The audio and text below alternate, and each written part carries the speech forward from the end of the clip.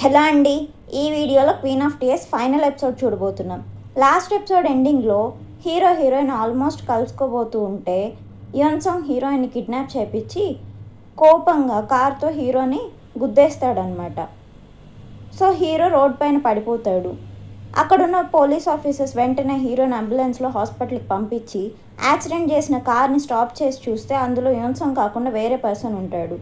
హీరోకి హాస్పిటల్లో ఇమీడియట్గా ట్రీట్మెంట్ స్టార్ట్ చేస్తారు. కొద్దిసేపు తర్వాత హీరోకి యాక్సిడెంట్ జరిగిన విషయం తెలుసుకొని వాళ్ళ పేరెంట్స్ వెంటనే హాస్పిటల్ దగ్గరికి వస్తారు. టెన్షన్ పడుతూ డాక్టర్తో మాట్లాడతారు. బెక్యో నాకేం కాలేదు కదా అని అడుగుతూ ఉంటారు వాళ్ళు. అప్పుడు డాక్టర్, మీరేం కంగారు పడక్కర్లేదు, మీ కొడుకు సేఫ్గానే ఉన్నాడు, ట్రీట్మెంట్ చేసాము, రికవర్ అవుతున్నాడు, రెస్ట్ తీసుకుంటున్నాడని డాక్టర్ వాళ్ళతో చెప్తారనమాట. సో వాళ్ళు హీరోని చూడడానికి బెడ్ దగ్గరికి వెళ్తే హీరో అక్కడ ఉండడు. అతను హీరోయిన్ కోసం అని చెప్పి హాస్పిటల్ వదిలి వెళ్ళిపోయి ఉంటాడనమాట. అటు హీరోయిన్ని యున్సంగ్ కిడ్నాప్ చేసి క్వీన్స్ గ్రూప్ ఫ్యామిలీ వాళ్ళ హంటింగ్ గ్రౌండ్లోని గెస్ట్ హౌస్లో పెట్టుంటాడనమాట. హీరోయిన్కి మెలకు వచ్చాక బయటకు వచ్చి చూస్తే యున్సంగ్ గన్ పట్టుకొని నిల్చో ఉంటాడు. నువ్వేనా నన్ను కిడ్నాప్ చేసి బలవంతంగా ఇక్కడికి తీసుకొచ్చింది, ఎందుకు ఇలా చేసావని హీరోయిన్ అడుగుతుంది. అప్పుడు యున్సంగ్, నిన్ను ప్రొటెక్ట్ చేయడానికి నేను ఎంత దూరమైనా వెళ్తానని చెప్పాను కదా, అయినా బెక్యో నా దగ్గరికి నువ్వెందుకు వెళ్ళావు నాకు చెప్పకుండా, ఎన్నిసార్లు చెప్పాలి బయటికి వెళ్ళొద్దని, నువ్వు నా మాట విననప్పుడు నేను నిన్నెందుకు అర్థం చేసుకోవాలి, అందుకే బలవంతంగా ఇక్కడికి తీసుకొచ్చాను అంటాడు కోపంగా. హీరోయిన్ అతన్ని చూసి భయపడుతుంది. హీరోయిన్ అతనితో వాదిచ్చి కోపం తెప్పకూడదని చెప్పి యున్సంగ్తో, ఎవరో జర్మనీ నుండి నాకు ఒక పార్సల్ పంపించారు, అది ఓపెన్ చేసి చూస్తే అందులో ఒక బుక్ ఉంది, అది నేను సర్జరీకి ముందు రాసినట్టు ఎవరో ప్లాన్ చేసి మొత్తం సెటప్ చేసి నాకు పంపించినట్టు డౌట్ వచ్చింది, అందుకే చెక్ చేసుకుందామని వెళ్ళాను, నీకు చెప్పకుండా వెళ్ళినందుకు సారీ, ఇంక ఇంటికి వెళ్దామంటుంది ఆమె. అప్పుడు యున్సంగ్, ఇంటికి వెళ్ళడం కాదు, ఇంకొద్దిసేపు తర్వాత ఇక్కడ ఒక హెలికాప్టర్ వస్తుంది, మనమిద్దరం ఇదంతా వదిలేసి యుఎస్ వెళ్ళిపోయి పెళ్లి చేసుకుందాం అంటాడు అతను. అప్పుడు ఆమె, మరి నా డిపార్ట్మెంటల్ స్టోర్ ఏం చేయాలి అంటే, నేను ఒక మంచి మేనేజర్ని పెడతాను, వాళ్ళు చూసుకుంటారు మన రిటర్న్ వచ్చే వరకు అంటాడు. ఆమె అతనితో వాదించకూడదు అనుకొని సరే అలాగే చేద్దామని చెప్తుంది. అటు హీరో ట్యాక్సీలో హీరో వాళ్ళ ఫ్రెండ్ ఉన్న ప్లేస్కి రీచ్ అవుతాడనమాట. హీరో ఫ్రెండ్ అండ్ ఆ డిటెక్టివ్ ఏజెంట్ కలిసి హీరోకి యాక్సిడెంట్ జరిగినప్పటి సీసీటీవీ ఫుటేజ్ చెక్ చేస్తూ ఉంటారు. బట్ ఆ యాక్సిడెంట్ చేసిన కార్ నెంబర్ ప్లేట్ వాళ్ళకి కనిపించదనమాట. హీరోని చూడగానే వాళ్ళు షాక్ అయ్యి, అదేంటి ట్రీట్మెంట్ తీసుకోకుండా సగంలోనే వదిలేసి వచ్చేసావంటే హీరో, లేదు నేను టైం వేస్ట్ చేయలేను, అక్కడ హెయిన్ డేంజర్లో ఉంది, యున్సంగ్ ఆమెను ఏం చేస్తాడో తెలీదు, వెంటనే వాళ్ళు ఎక్కడున్నారో కనిపెట్టాలి అంటాడు. అతను హాస్పిటల్ నుండి బయలుదేరే ముందు హీరోయిన్ వాళ్ళ సెక్రటరీకి కాల్ చేసి హెయిన్ని యున్సంగ్ కిడ్నాప్ చేశాడు, ఈ విషయం వెంటనే యున్సంగ్ వాళ్ళ మదర్కి చెప్పు, ఆమెకు చెప్తే ఆమె ఖచ్చితంగా యున్సంగ్ ఎక్కడున్నాడో కనిపెట్టగలుగుతుంది, ఆమెను ఫాలో అయితే మనకు యూజ్ ఉంటుంది అని చెప్తాడనమాట.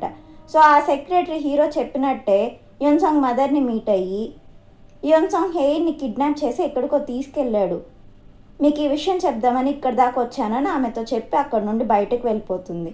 యున్సంగ్ మదర్ ఆమెకు తెలిసిన వాళ్ళకి కాల్ చేసి యున్సంగ్ ఎక్కడున్నాడో కనుక్కోండి అని ఆర్డర్ చేస్తుంది. ఆమె వెంటనే ఆమె కార్తో బయటకు వెళ్తుంది అనమాట. ఆ సెక్రటరీ హీరోకి కాల్ చేసి యున్సంగ్ మదర్ ఇప్పుడే ఎక్కడికో బయలుదేరిందని చెప్తుంది. So hero and hero friend ఆ యున్సంగ్ మదర్ కార్ని ఫాలో అవుతారనమాట. యున్సంగ్ మదర్ హీరోయిన్ వాళ్ళ హంటింగ్ గ్రౌండ్లోని గెస్ట్ హౌస్ దగ్గరికి రీచ్ అవుతుంది. హీరో వాళ్ళు కూడా ఆమెను ఫాలో అవుతూ అదే ప్లేస్కి రీచ్ అవుతారనమాట.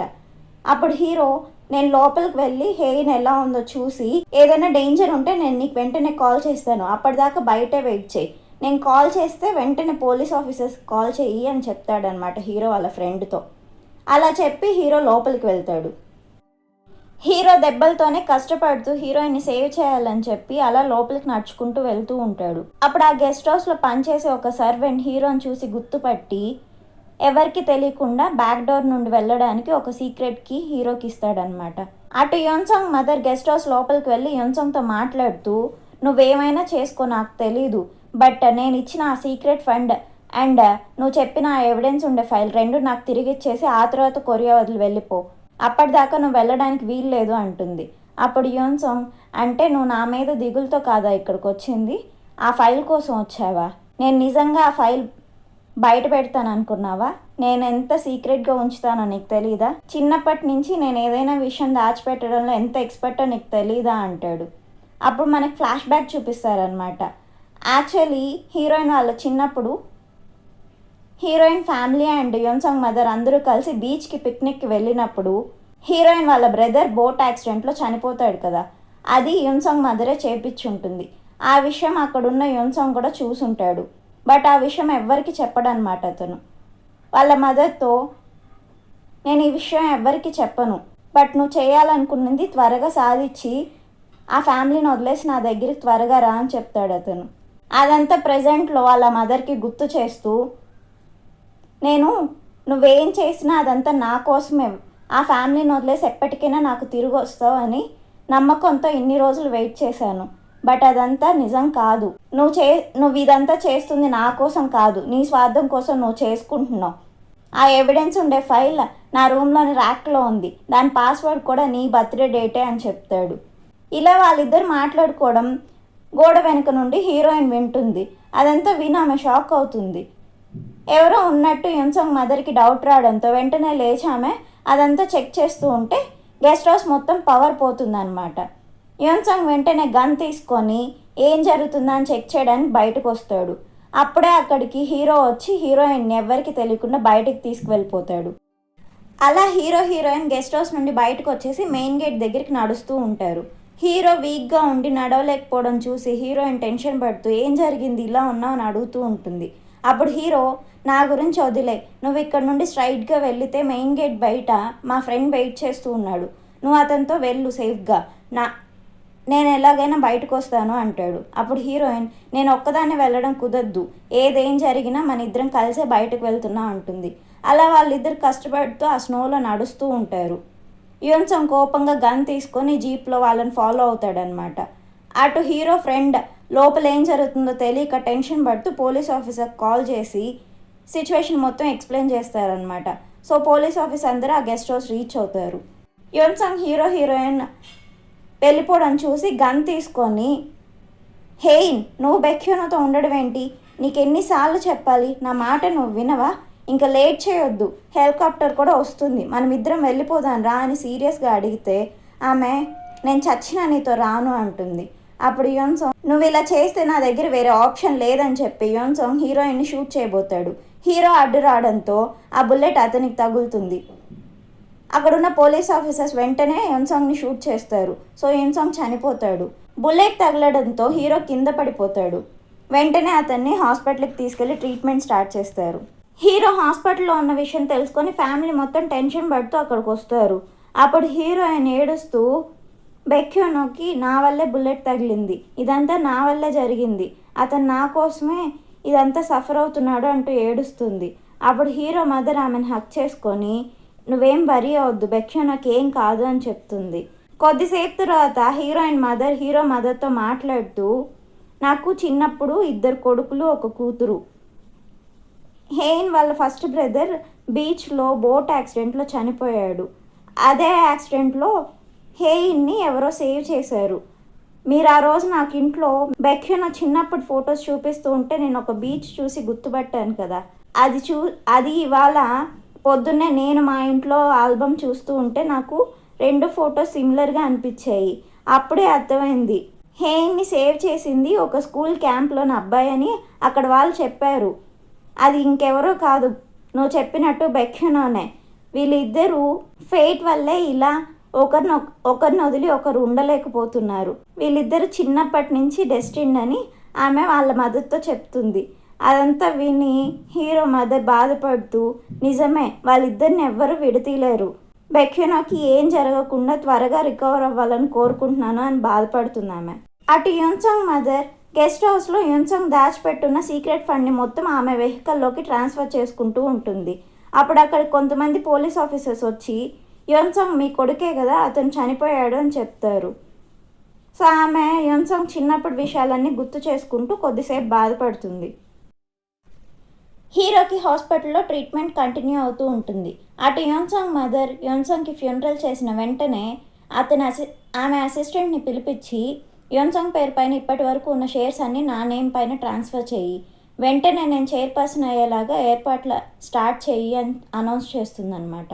కొద్దిసేపు తర్వాత డాక్టర్ వచ్చి ఫ్యామిలీ మొత్తంతో బెక్యునోకి సర్జరీ సక్సెస్ అయ్యింది, బుల్లెట్ని సేఫ్గా తీయగలిగాం, ఇంకే డేంజర్ లేదు, కొంచెం రెస్ట్ తీసుకుంటే అతను రికవర్ అవుతాడని చెప్తారనమాట. సో ఫ్యామిలీ మొత్తం రిలీఫ్గా ఫీల్ అవుతుంది.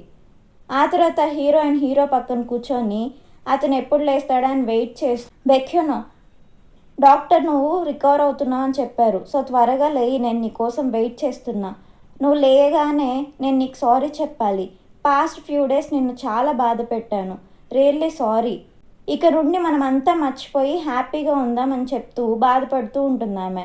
అలా ఏడుస్తూ హీరో కోసం వెయిట్ చేస్తూ ఉంటుంది. 1 డే మొత్తం గడిచిపోతుంది.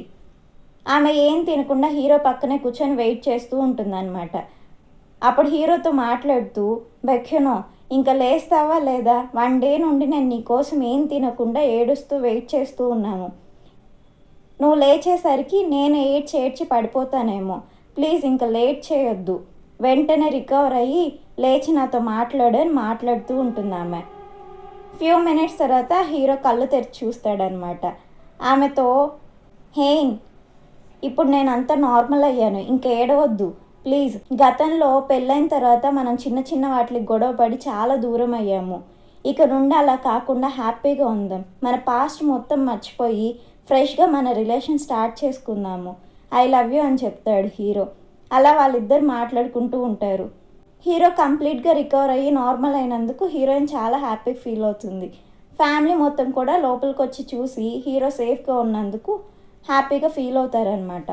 ఫ్యూ డేస్ తర్వాత హీరో ఫ్యామిలీ మొత్తంతో మాట్లాడుతూ, యోన్సాంగ్ మదర్ ఇప్పుడు బిగ్గెస్ట్ షేర్ హోల్డర్ అయింది, సో ఆమె ఈ కంపెనీ మొత్తాన్ని అమ్మేసి ఫారెన్ వెళ్ళిపోవాలని ట్రై చేస్తున్నట్టుంది, మనం అది జరగకముందే ఆమెను స్టాప్ చేయాలి అని చెప్తూ ఉంటాడు.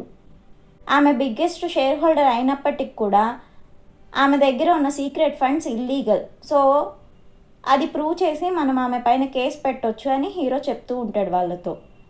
అదంతా విన్న తర్వాత హొంగ్సోచుల్ వైఫ్ అయిన దాహే ఆ సెక్రటరీని పక్కకు పిలిచి మనమిద్దరం చేసిన తప్పులకు కూడా మనం ఒప్పుకొని జైలుకి వెళ్ళిపోదాం, ఫ్యూ ఇయర్స్ మన పనిష్మెంట్ కంప్లీట్ అయ్యాక హానెస్ట్గా బయటికి రావచ్చు, అప్పుడు మన లైఫ్ మనం హ్యాపీగా చూసుకోవచ్చు, ఈ గిల్ట్తో ఇంకెన్నాళ్ళు బతుకుతాము అని అంటుంది.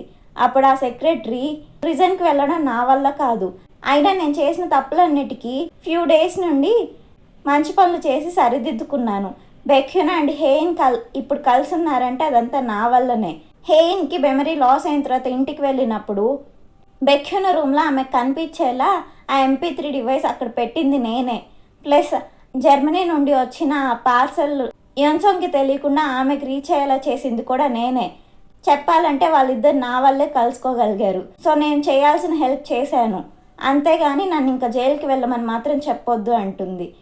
బట్ దాహే మాత్రం, లేదు మనం చేసిన పాపాలు పోవాలంటే జైలుకి వెళ్ళి కొన్ని రోజులు పనిష్మెంట్ తీసుకుంటేనే మనం తర్వాత హ్యాపీగా లైఫ్ కంటిన్యూ చేయొచ్చు, ఈ గిల్ట్తో నేను బతకలేను, నేను హొంగ్సోచుల్తో హ్యాపీగా ఉండాలనుకుంటున్నాను అని చెప్తూ ఉంటుంది. హీరోయిన్ ఫ్యామిలీ మొత్తం యోన్సాంగ్ మదర్ పైన ఈ క్రైమ్స్ అన్నిటి కోసం కేసు వేస్తారనమాట. సో నెక్స్ట్ డే కోర్టులో ఆ కేసు ట్రయల్ జరుగుతూ ఉంటుంది. హీరో లాయర్ లాగా అక్కడ వాదిస్తూ ఉంటాడు. ఇప్పటి వరకు జరిగిన క్రైమ్స్ అన్నీ అతను ఎక్స్ప్లెయిన్ చేస్తూ ఉంటాడు. బట్ యోన్సాంగ్ మదర్ మాత్రం, వీటన్నిటికీ నాకే సంబంధం లేదు, ఇదంతా నా కొడుకైన యోన్సాంగ్ నాకు తెలియకుండా చేశాడు, చైర్మన్ వాళ్ళ ఫ్యామిలీని నమ్మలేక అతని ఆస్తులు మొత్తం నాకు అప్పచెప్పాడు, నేను అవి జాగ్రత్తగా చూసుకుంటున్నాను, బట్ యోన్సాంగ్ నాకు తెలియకుండా ఇలాంటి పనులన్నీ చేస్తాడని నాకు తెలీదు, వీటికి నాకు ఏ సంబంధం లేదని ఆమె వాదిస్తూ ఉంటుంది. దాహే అండ్ ఆ సెక్రటరీ కూడా కోర్టులో విట్నెస్ లాగా యోన్సాంగ్ మదర్ చేసిన క్రైమ్స్ అండ్ వాళ్ళ చేత చేపించిన పనులన్నీ కూడా చెప్తారనమాట. బట్ ఆమె వాటన్నిటికీ ఎవిడెన్స్ లేదు, అవన్నీ నేను చేపించినట్టు ప్రూఫ్స్ లేదని వాదిస్తూ ఉంటుంది. అప్పుడు హీరోయిన్, 25 years బ్యాక్ నా బ్రదర్ని బోట్ యాక్సిడెంట్లో చంపించింది కూడా ఈ యోన్సాంగ్ మదరే, ఈ విషయం ఈమె అండ్ వాళ్ళ కొడుకైన యోన్సాంగ్ మాట్లాడుకుంటుంటే నేను విన్నాను అని కోర్టులో అందరి ముందు చెప్తుందనమాట. అది విని హీరోయిన్ మదర్ బాధపడుతుంది. దానికి కూడా యోన్సాంగ్ మదర్, ఆ యాక్సిడెంట్కి నాకు ఏ సంబంధం లేదు, దానికి కూడా ప్రూఫ్ లేదు, ఇదంతా నా పైన అబద్ధాలు చెప్తున్నారని ఆమె వాదిస్తూ ఉంటుంది. అప్పుడు హీరో, మీరు ఇలాంటి పనులు చాలా చేస్తున్నారు, చైర్మన్ని చంపింది కూడా మీరే అన్న నా దగ్గర ఎవిడెన్స్ ఉందని చెప్పి జడ్జి వాళ్ళకి ఒక పెన్ డ్రైవ్ సబ్మిట్ చేస్తాడనమాట. ఆ పెన్ డ్రైవ్లోని వీడియో స్టార్ట్ చేయగానే అందులో యోన్సంగ్ మదర్ చైర్మన్కి పాయిజన్ ఇచ్చి చంపిన వీడియో ఉంటుందన్నమాట. యాక్చువల్లీ యోన్సంగ్ రూమ్లో ఉన్న ఒరిజినల్ ట్యాబ్ సెక్రటరీ తెచ్చి హీరో వాళ్ళకి ఇచ్చి ఉంటుంది. దాన్ని కాపీ చేసి పెట్టున్న ట్యాబ్ ఆ ర్యాక్లో పెట్టుంటే అదే ఒరిజినల్ అనుకొని యోన్సంగ్ మదర్ ఆ ట్యాబ్ని వాటర్లో పడేసి ఉంటుందన్నమాట. సో ఒరిజినల్ వీడియో ఇక్కడ కోర్టులో సబ్మిట్ చేస్తారు. ఆ వీడియో మొత్తం చూడగానే కోర్టులో అందరికీ ఇదంతా చేసింది యోన్సంగ్ మదర్ అని అర్థమవుతుంది. సో జడ్జి వాళ్ళు కూడా ఆమెకు పనిష్మెంట్ అనౌన్స్ చేస్తారు. పోలీస్ వాళ్ళు వచ్చి వెంటనే ఆమెను అరెస్ట్ చేసి తీసుకెళ్ళిపోతారు అక్కడి నుండి. అలా హీరోయిన్ ఫ్యామిలీ మొత్తం వాళ్ళ ఒరిజినల్ పొజిషన్స్కి రికవర్ అవుతారు. వాళ్ళ ఆస్తులు మొత్తం తిరిగి వస్తాయి. అటు దాహే అండ్ సెక్రటరీ వాళ్ళు చేసిన తప్పులు ఒప్పుకొని జైల్లో టైం స్పెండ్ చేస్తారనమాట. హీరోయిన్ మళ్ళీ ఆమె వర్క్తో బిజీ అవుతుంది. హీరో లీగల్ టీమ్ హెడ్గా మళ్ళీ క్వీన్స్ ఫ్యామిలీని చూసుకుంటూ ఉంటాడు. అటు హొంగ్సోచుల్ దాహే లేకపోవడంతో బాబును ఒక్కడే చూసుకుంటూ మమ్మీ వచ్చే వరకు మనం బాధపడకుండా వెయిట్ చేద్దామని వాళ్ళ బాబుతో చెప్తూ ఉంటాడు. Next day evening hero heroine ఒక పార్క్లో నడుస్తూ మాట్లాడుకుంటూ ఉంటారు. అప్పుడు హీరో, గతంలో మనమిద్దరం చాలా చిన్న చిన్న విషయాలకు గొడవ పడుతూ మన ఈగో వల్ల దూరం అయ్యాం. బట్ ఇప్పుడు మాత్రం గతమంతా మర్చిపోయి ఫ్రెష్గా అంతా స్టార్ట్ చేద్దాం. చిన్న చిన్న విషయాలకి దూరం అవ్వకుండా హ్యాపీగా టైం స్పెండ్ చేద్దాం. ఇలాగే ఇద్దరం ఎప్పటికీ కలిసి ఉండి లైఫ్ లాంగ్ ఎంత కష్టం వచ్చినా భరిద్దామని చెప్తూ ఉంటాడు. హీరో మాటలు విని హీరోయిన్ చాలా హ్యాపీగా ఫీల్ అయ్యి సరే అని చెప్తుంది. అలా ఒక 3 years గడిచిపోతాయి అన్నమాట. 3 years తర్వాత జైలు నుండి దాహే అండ్ ఆ సెక్రటరీ రిలీజ్ అవుతారు. దాహే కోసం హొంగ్సోచుల్ అండ్ వాళ్ళ బాబు బయట వెయిట్ చేస్తూ ఉంటారనమాట. ఆమె బయటకు రాగానే బాబుని హక్ చేసుకొని, నేను వచ్చేసాను, ఇదంతా నువ్వు చూస్తున్నందుకు సారీ, ఇంకెప్పుడు ఇలాంటి తప్పు చేయను అని చెప్తూ ఉంటుంది ఆమె. హొంగ్సోచుల్ దాహేని హక్ చేసుకుంటాడు. అలా వాళ్ళు హ్యాపీగా ఉంటారనమాట. అటు heroine mother and father, hero mother and father ఏమో హీరో వాళ్ళ విలేజ్లో పిక్నిక్ వెళ్తారనమాట. వాళ్ళందరూ అక్కడ టైం స్పెండ్ చేస్తూ ఉంటారు. అలా few years గడిచిపోతాయి. హీరో హీరోయిన్కి ఒక పాప పుడుతుంది. ఆ పాపతో వాళ్ళు వరల్డ్ టూర్ మొత్తం ఎంజాయ్ చేస్తూ ఉంటారు.